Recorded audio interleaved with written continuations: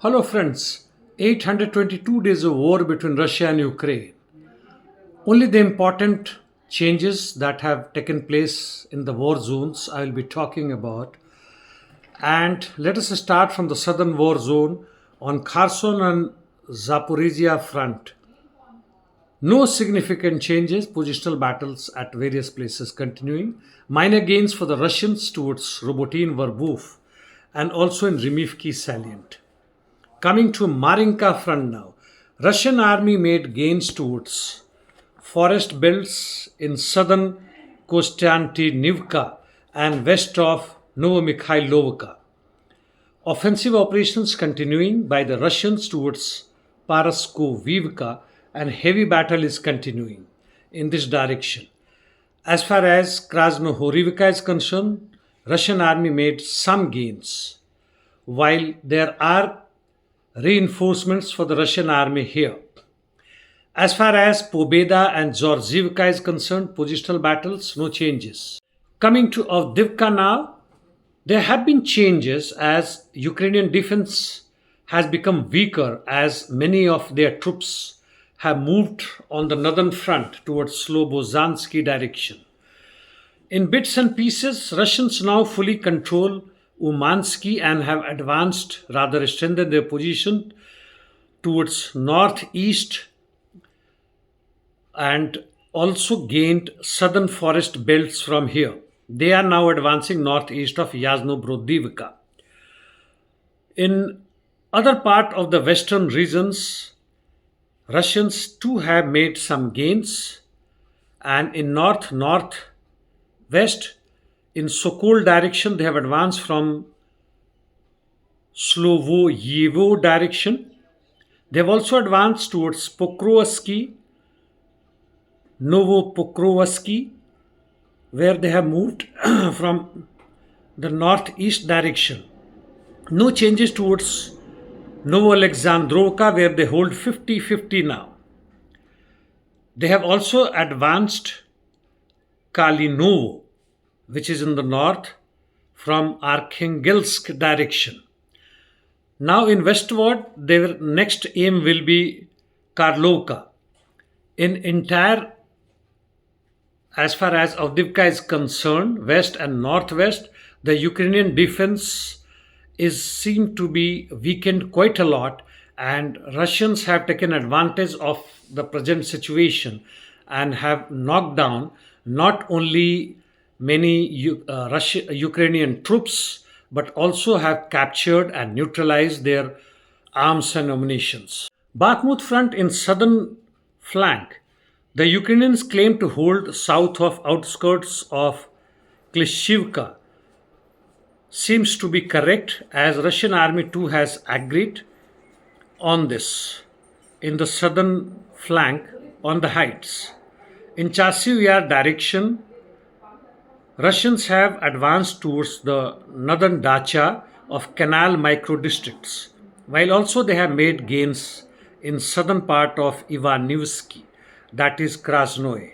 North of Soledar, Siversk region, fight is continuing for Bilohorivka, where Ukrainians have carried out counterattacks in last few days, and as earlier also I have briefed, they have advanced in the northeast directions. Basically, this is on the western filtration station. Fight is also continuing in the triangle of Vimka, Berestoye, Vesely direction. However, no changes. Serebryansky forestry, no changes. As far as Berestoye is concerned, Russians' offensive operations is quite heavy towards north and northeast of it. However, no gains. Rozdolivka, no changes. Coming to north, that is east of Kharkov. Kremina Liman direction, no changes. Occasional battle is on, but nothing special to report. As far as Kupyansk Soto direction is concerned, Russian army advanced towards Stelmakhivka and offensive operation continuing towards Berestov. And also after certain time, rather longer time, Russians advanced north of Kislivka and entered Ivanivka. Slobozhanske direction heavy fight continues on the outskirts of Liptsy.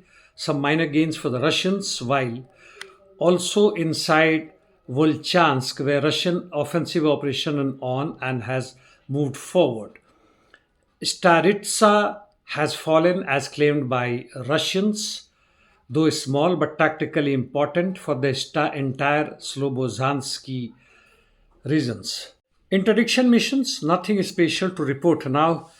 Coming to Palestine, Israel, Middle East, Iraqi resistance forces have launched kamikaze drones and even cruise missiles at Israelis' establishments like in Eilat, Safed, etc., and seems to have hit some targets. In north of Gaza, the IDF ground offensive operations continues inside Zabalia. In southern zone, IDF operation is continuing. As far as Red Sea is concerned, Houthis have again claimed to hit 3 merchant naval ships, including one belonging to Israel, some sort of container which has been hit, and they have used ballistic as well as anti-ship missiles and of course UAVs. Hezbollah rockets have hit Kiryat Mona at Lebanon's southeast, and their attacks seems to have increased in a recent time. ICJ has ordered Israel to stop immediately their war in southern Gaza Strip, that is Rafah direction, and also allow the team to go and investigate if there has been any war crimes. Putin's visit to Belarus seems to be important. There have been joint statement on defense alliance with Lukashenko, and it seems Putin hereafter, of course after returning back to Moscow later on, will visit North Korea and Vietnam. He seems to be again starting his global visit with his allies to strengthen diplomatic relations and diplomacy against Ukraine and Western powers. Lastly, despite Macron's visit in New Caledonia, which is under French for last 170 years, the imperialist France has really created havoc there, and with the new law that will allow many French citizens who are there for a decade or so to become voters has created this problem. And by the way, this particular island is one of the major global producers of nickel, which is used in electronic vehicles, batteries, solar panel, steel production, and etc. You can imagine. And especially France, after being kicked out from few of African countries like Burkina Faso, Mali, Niger, it will not like to leave this particular place, such rich place. Well, today there is a sixth phase of election going on, and that is in my province also, that is New Delhi, happens to be capital of India. I'm not sure whom to vote, so probably I will opt for the last button, that is Nota. None of the above. Well, see you tomorrow, guys. Thank you.